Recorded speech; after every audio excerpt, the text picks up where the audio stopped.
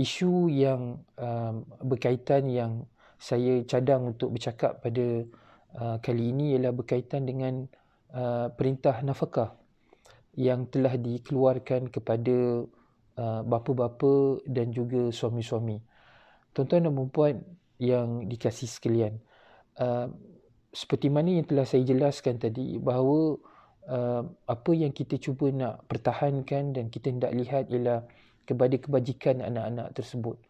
Walaupun kita seorang bapa yang telah mendapat perintah akses ataupun bermalam dengan anak-anak, memandangkan kepada perintah kawalan pergerakan yang telah dikeluarkan oleh pihak kerajaan, saya menyeru khususnya kepada bapa-bapa yang telah diperintahkan oleh Mahkamah Syariah untuk melaksanakan perintah nafkah kepada anak-anak, untuk melaksanakan perintah nafkah yang telah dikeluarkan kepada tuan-tuan.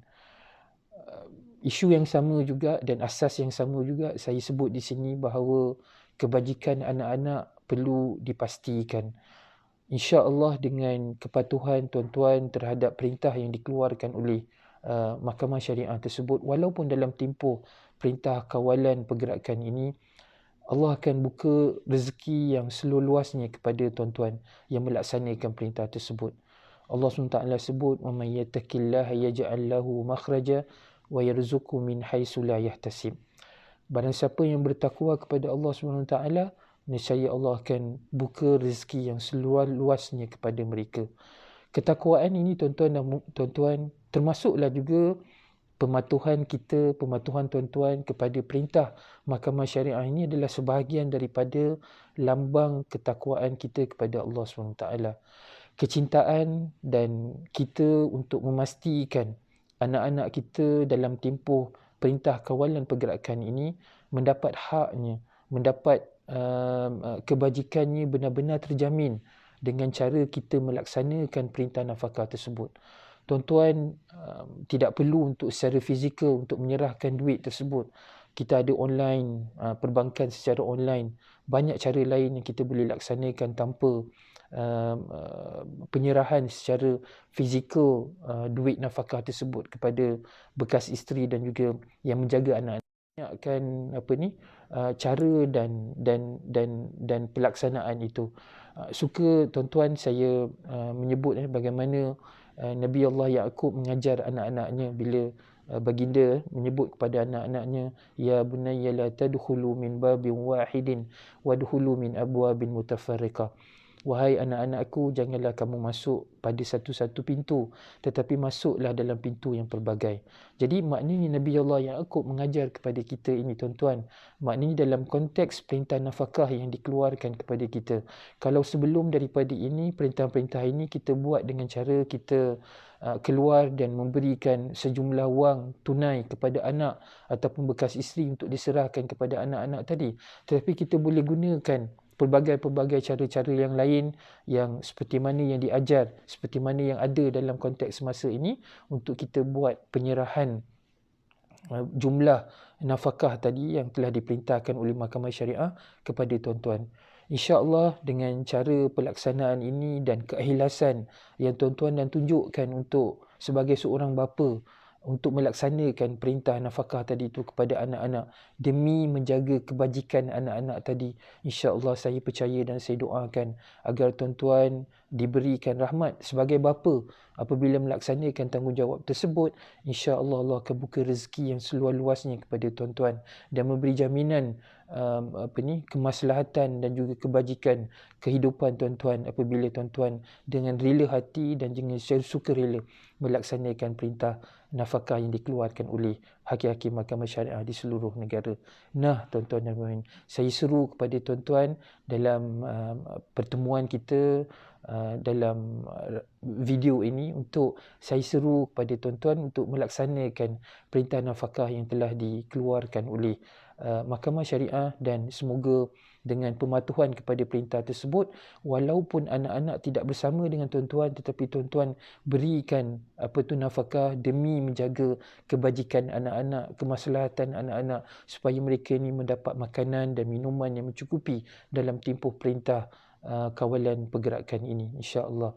Dan dalam masa yang sama juga saya menyeru kepada ibu-ibu, isteri-isteri, bekal-bekal isteri yang mendapat hak jagaan anak tersebut apabila menerima wang daripada nafkah yang daripada bekas suami ataupun bapa kepada anak-anak perempuan, maka perempuan hendaklah menggunakan amanah perbelanjaan jumlah nafkah yang telah diserahkan ataupun dipindahkan secara online ini kepada perempuan. Hendaklah perempuan menjaganya dengan amanah yang begitu tinggi, digunakan untuk kebajikan anak-anak itu sendiri seperti mana yang telah diamanahkan oleh Allah SWT dalam perintah. Allah SWT sebut di dalam Quran, innallaha ya'murukum an tu'addul amanati ila ahliha.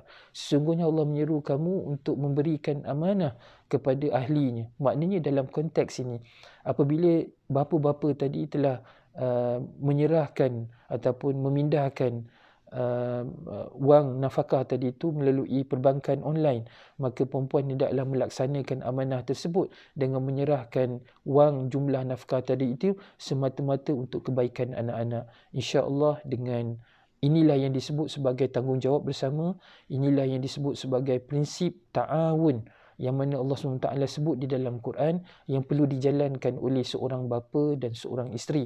Walaupun mereka ini tidak lagi tinggal bersama, mereka ini telah bercerai, tetapi demi kebajikan anak-anak tadi, maka tuan-tuan dan puan-puan melaksanakan tanggungjawab tersebut dengan penuh amanah.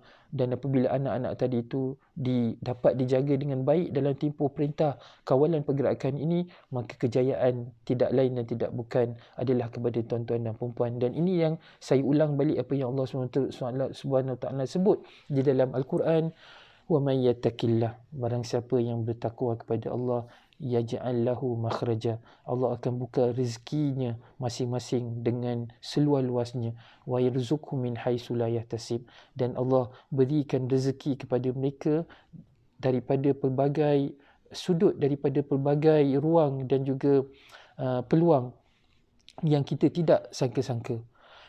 Teguran dan juga nasihat saya ini, dan saya mohon juga kepada rakan-rakan peguam-peguam syar'i yang beramal di Mahkamah Syariah yang mewakili sama ada pihak anak, isteri ataupun pihak bapa tadi, hendaklah khususnya kepada peguam-peguam syar'i yang mewakili bapa-bapa tadi, hendaklah sentiasa menasihatkan anak guam untuk mematuhi perintah nafkah yang telah dikeluarkan oleh Mahkamah Syariah, khususnya dalam tempoh PKP ini, perintah kawalan pergerakan ini. Saya memohon jasa baik seluruh warga peguam-peguam syar'i untuk membantu Mahkamah Syariah menasihatkan anak-anak guam supaya melaksanakan perintah nafkah yang telah dikeluarkan nanti, insya-Allah demi kebajikan anak-anak, demi kebajikan dan kemaslahatan anak-anak. Sebab anak-anak ini adalah golongan vulnerable dan mereka ini memerlukan perlindungan yang secukupnya dan daripada ibu dan juga bapa, walaupun mereka ini tidak bersama lagi sebagai suami dan isteri.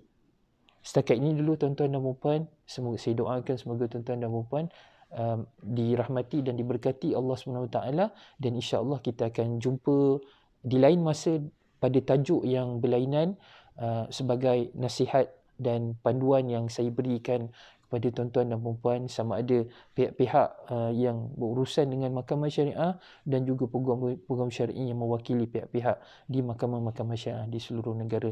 Moga kita semua dijauhi daripada musibah ini, dan tuan-tuan dan kita semua mendapat rahmat dan keberkatan daripada Allah SWT.